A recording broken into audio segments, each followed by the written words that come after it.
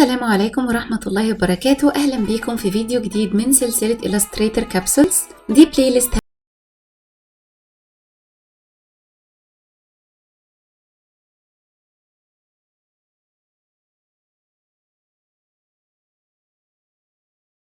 فيكتور، فيلا بينا.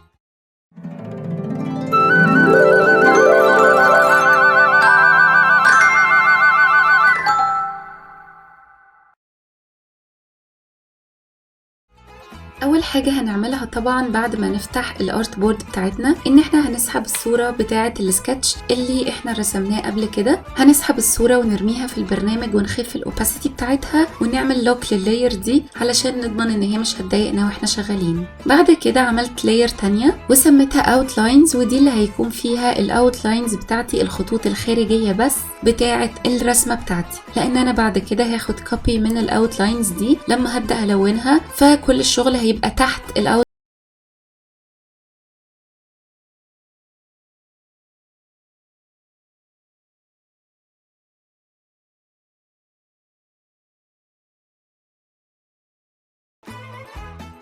بعد كده رسمت الهلال والدايرة اللي تحته، ودي الحاجات اللي انا مش هحتاج ان انا اعمل منها كوبي، دي هتبقى مجرد العناصر اللي في النص. وبعد كده الفانوس بقيته كله انا هرسم نصه فقط علشان بعد كده اخد منه كوبي الناحية التانية واعمل لها ريفلكت، فبكده اضمن ان الجنبين بتوع الفانوس هيكونوا نفس الشكل بالظبط. فانا عملت خط في النص علشان يكون بالنسبة لي خط وهمي، وعملت له لوك برضو علشان ما يضايقنيش وانا شغالة، وبدأت ارسم على جانب واحد من الخط ده بحيث ان انا اتاكد ان انا رسمه نص الفانوس.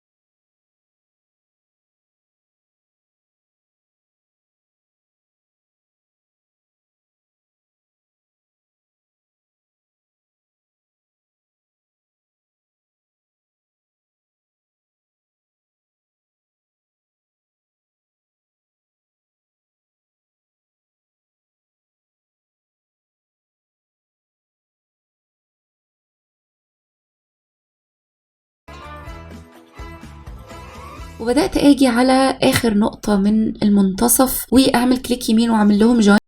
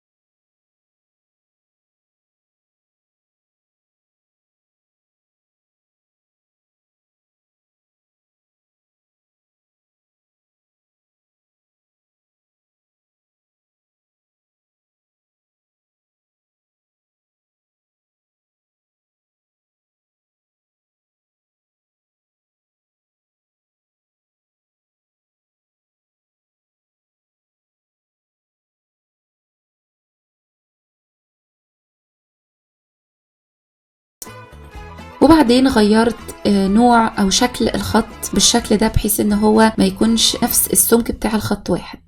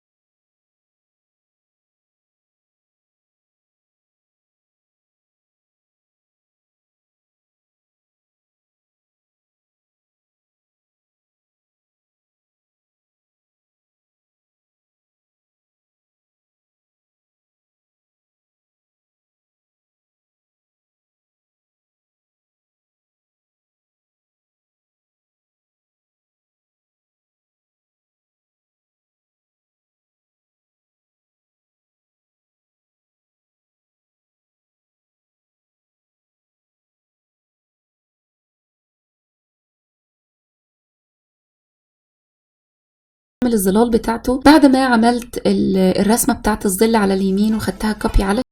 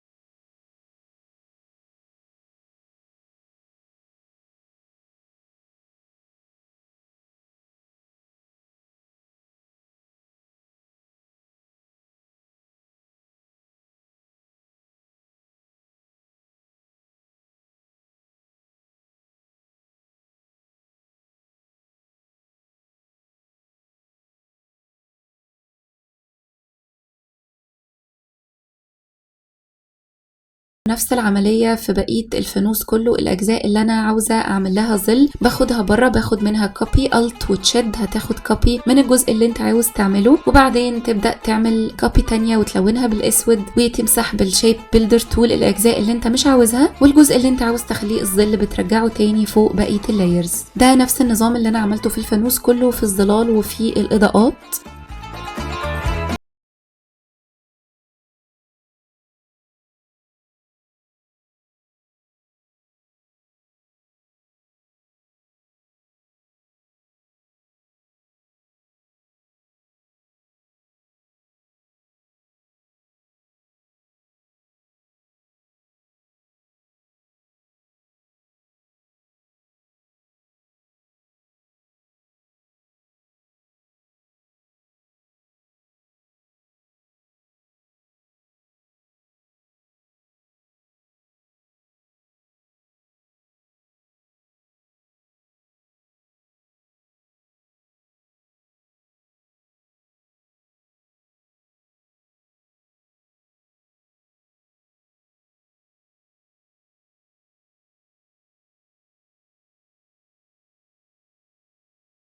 بعد كده عملت الخلفية، وبعدين عملت الجزء بتاع الحبل اللي بيكون متعلق عليه الزينة بتاعة رمضان.